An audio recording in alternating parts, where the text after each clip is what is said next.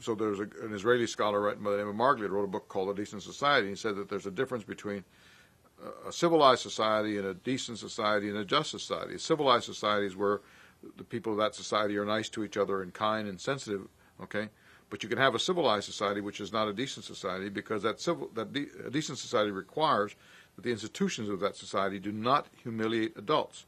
So you could have a society where the institutions humiliate adults, treat adults as second-class citizens, even though people are nice to each other. Okay, well, what comes to mind is the South before, the Civil Rights Movement. Okay, where you had people who were nice to African Americans, nice to black people, warm and sensitive to them, but nonetheless, the institutions, the schools, the courthouse, the public institutions, treated black people, African American people, as second-class citizens. The same thing was also true in South Texas, okay, with Mexicans, okay, and in San Antonio, where you had institutions which denied people the right to participate.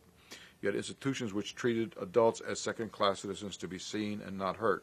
That is not a decent society, okay?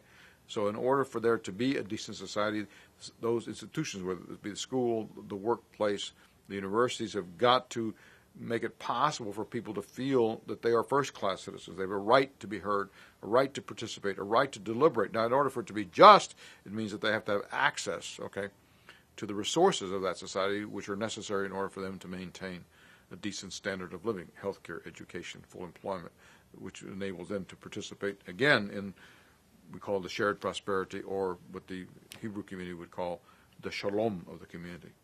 San Antonio was not a decent society because there were, and certainly was not a just society, because you had whole communities which were left out of access to public facilities. They did not have flood control in their community. When it rained, when it rained, kids, people couldn't go out. Their homes were flooded, okay?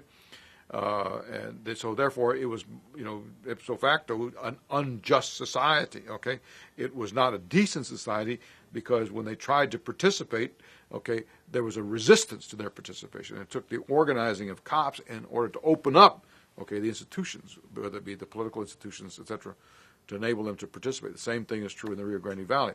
When you have people who live in colonias and hovels, okay, who don't have water, don't have access to sewer, okay, then clearly, that community is not just. When you pay people less than a decent standard of living, when you pay people poverty wages, and when you subsidize, and give corporate welfare, okay, to developers, okay, who sustain poverty wages, then it's clearly you have an unjust system. And in order to change that unjust system, you're going to have, oftentimes you have to create or enable institutions to develop capacity, and that means in the process of making it just, you make it decent as well. Am I being clear?